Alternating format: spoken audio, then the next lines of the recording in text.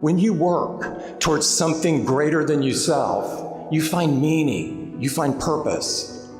So the question I hope you will carry forward from here is, how will you serve humanity?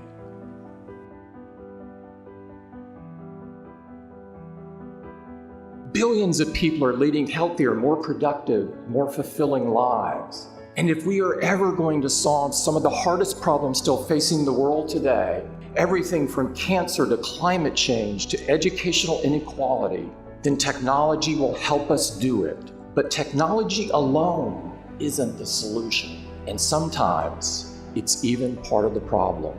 Last year, I had the chance to meet with Pope Francis. It was the most incredible meeting of my life. This is a man who has spent more time comforting the afflicted in slums than he has with heads of state. This may surprise you, but he knew an unbelievable amount about technology.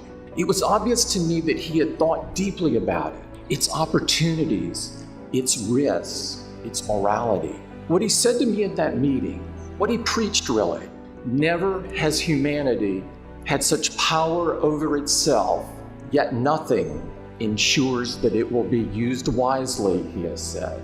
Technology today is integral to almost all aspects of our lives, and most of the time, it's a force for good.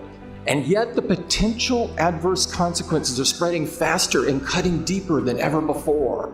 Threats to our security, threats to our privacy, fake news, and social media that becomes antisocial. Technology is capable of doing great things, but it doesn't want to do great things. It doesn't want anything. That part takes all of us. It takes our values and our commitment to our families and our neighbors and our communities, our love of beauty and belief that all of our faiths are interconnected, our decency, our kindness. I'm not worried about artificial intelligence giving computers the ability to think like humans. I'm more concerned about people thinking like computers, without values or compassion, without concern for consequences. That is what we need you to help us guard against. Because if science is a search in the darkness, then the humanities are a candle that shows us where we've been and the danger that lies ahead. As Steve once said, technology alone is not enough. It is technology married with the liberal arts, married with the humanities that make our hearts sing.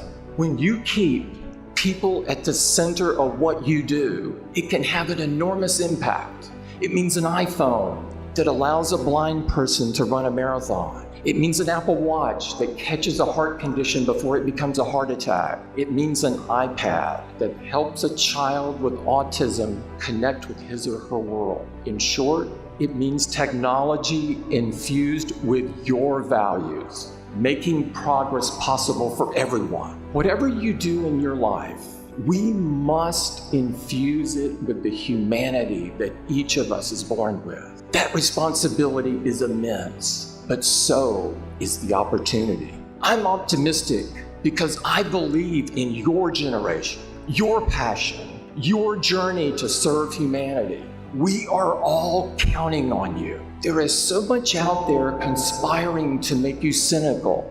The internet has enabled so much and empowered so many, but it can also be a place where basic rules of decency are suspended and pettiness and negativity thrive. Don't let that noise knock you off course. Don't get caught up in the trivial aspects of life. Don't listen to trolls, and for God's sake, don't become one. Measure your impact on humanity, not in likes, but in the lives you touch. Not in popularity, but in the people you serve. I found that my life got bigger when I stopped caring what other people thought about me. You will find yours will too. Stay focused on what really matters. There will be times when your resolve to serve humanity will be tested. Be prepared. People will try to convince you that you should keep your empathy out of your career. Don't accept this false premise when you're convinced that your cause is right. have the courage to take a stand. If you see a problem or an injustice, recognize that no one will fix it but you. Use your minds and hands and your hearts to build something bigger than yourselves. Always remember, there is no idea bigger than this. As Dr. Martin Luther King said, all life is interrelated. We are all bound together into a single garment of destiny. If you keep that idea at the forefront of all that you do, if you choose to live your lives at that intersection between technology and the people it serves, if you strive to create the best, give the best, do the best for everyone, not just for some, then today, all of humanity has good cause for hope.